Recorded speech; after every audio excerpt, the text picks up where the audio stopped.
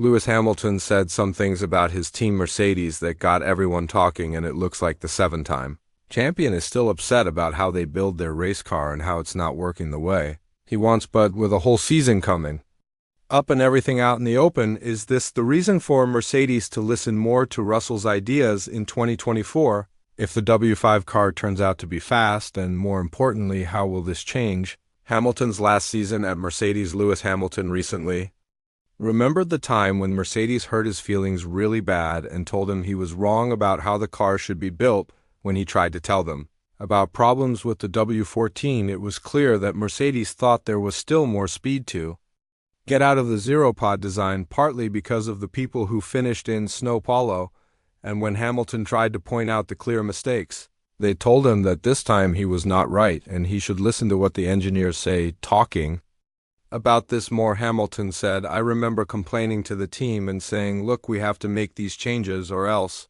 this is the path we're going to go down and this is where we're going to end up. Please, please do something about it." I remember they said, "We know what we're doing, you're wrong." And that was definitely a weird moment. I was like, okay, I'll step back. I don't want to upset anybody.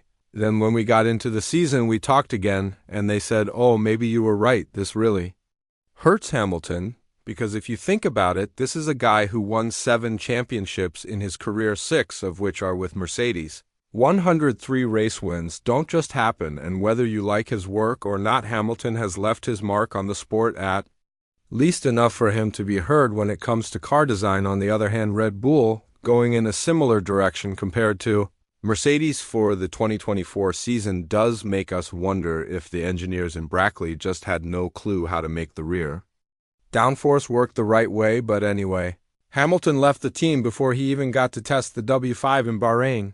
Talking about this more, Hamilton remembered how he felt sitting for the first time in the W14 after having a really bumpy season with the W13. As he said, "My goal is to get back on top and win a championship again," but then we get in the car in 2023, and it's the evil sister of 2022. I can't really remember winning. It's been like forever, to be honest. I don't remember what that feeling is. It is what it is. We've just got to take it and just admit that we did not get it right. We made the wrong choice and start taking big steps in the right direction before it's too late. The constant fighting between Wolff and Hamilton about the design of the car was shown in the trailer of last season's Drive to Survive, when Hamilton said that unlike Wolff, he cannot be with the team for 20 to 30 years and that he's currently in the most precious years of his life, but the Austrian wanted to keep Hamilton for a longer time and used Aston Martin as an example when it comes to making big improvements over a short time, adding, "For me personally, when you see the step that Aston Martin made over the winter, it shows that if we get it right with the concept of the car, the aero, and the balance, we can win a championship. But I don't want to wait until 2026 when we have the new engine and rules that, however, happened with Aston Martin changing everything they know about the car, while Mercedes kept going down the path that Hamilton called doomed." This is something that has been talked about by a lot of F1 experts who said that besides Hamilton, the important engineers in Mercedes didn't trust not only Mike Elliott but James Allison as well, because Loic Serra decided to leave the team when it matters the most. It's highly believed that Hamilton was attracted by Serra as he saw the potential in Ferrari from 2025 onwards, especially with new rules that are going to be put on the sport from 2026. Now the situation is quite tricky because Wolff himself said that the main goal was to win the 8th championship with Hamilton in Mercedes only, and despite him thinking of the Brit as a close friend, it won't happen under any circumstances that he would help him once he walks out that door, which makes sense if you think about it. This shows that Mercedes have already picked their new leader in George Russell, and whether or not the young Brit has what it takes to fight for a championship, time will tell, and there's a very hard campaign ahead of him if he wants to prove to the team that he does have the qualities the team would need from him. But Hamilton would not bow down to anyone, and just because he's leaving the team at the end of the season, it doesn't mean that there will be any team orders when these two would start a fight on the track. As we saw last year in Qatar, they are not afraid of starting a team battle to prove that they have it in themselves to be the next champion for the Silver Arrows. But now the stakes are really high and the situation has changed a lot. Russell is on a mission to perform better than Hamilton, like he said with his own words. While the seven-time world champion would want to prove to Ferrari and to the entire F1 world that just because he's leaving the team, it's not going to be in a losing way when talking about this more than 1997 world champion Jacques Villeneuve, as well as Jenson Button, believe that there will be a lot of fighting between Russell and Hamilton, especially with the new design, one that's been pushed more towards Hamilton's preferences, despite him dropping the big news he did in the previous month. Adding to this, Jacques said, seeing how Mercedes will handle the confrontation between Russell and Hamilton will definitely be my favorite part of the 2024 season. Inside Mercedes, there's something wrong. Lewis no longer believes in the engineers.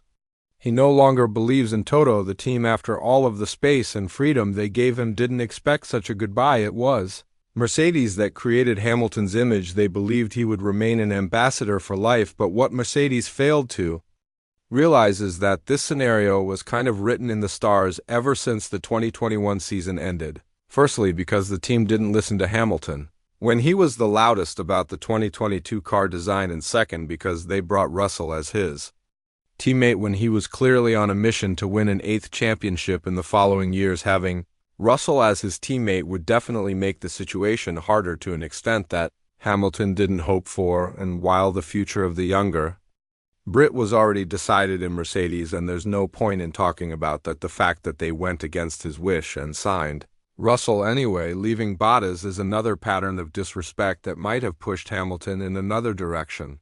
For comparison, when talking about Hamilton's replacement, Wolff said that the driver would have to be matching their main goal and he would have to be a good teammate to Russell, which means that the team are already looking forward to build a new team around the young Brit. Maybe the results in 2022 gave Mercedes a wrong idea about whether or not they could invest in Hamilton in the future, because according to reports, they weren't ready to give him the 2+1 contract that he was looking for, and the 1+1 option was the only one that was on the table for signing, not to mention the fact that Hamilton wanted to be an ambassador for the sport, something that Mercedes have reportedly said no to, but Ferrari have agreed without any hesitation, while offering him nearly $100 million per year. The damage has been done and the situation has settled down. The only thing that needs to be answered right now is whether or not Hamilton and Russell would have equal treatment in the 2024 season.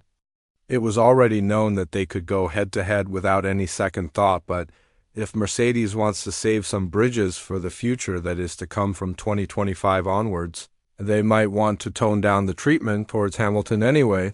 The seven-time world champion will definitely make sure that he'll drive the wheels off the W5 if it gives him a chance to win a championship somehow. With the new design and the new invention of the front wing, especially now that the cockpit has been pulled back 100 millimeters. Because of his own request, with precision testing done and finished, it's up to Mercedes to prove that they have what it takes in order to return to their glory days from the turbo hybrid era. However, the challenge is huge. And with the packages that Ferrari and Red Bull arrived with in Bahrain, we can now understand what kind of mountain to climb Wolff was talking about when it comes to conquering this challenge. With this in mind, do you think that Hamilton's comments towards Mercedes are legitimate ones? More importantly, do you think that the team should have known better when not to listen to him and chase a design that would ultimately turn up to be a failure? For their own liking, let us know in the comments below, and once you do that, make sure to click on the video that's appearing on your screen right now.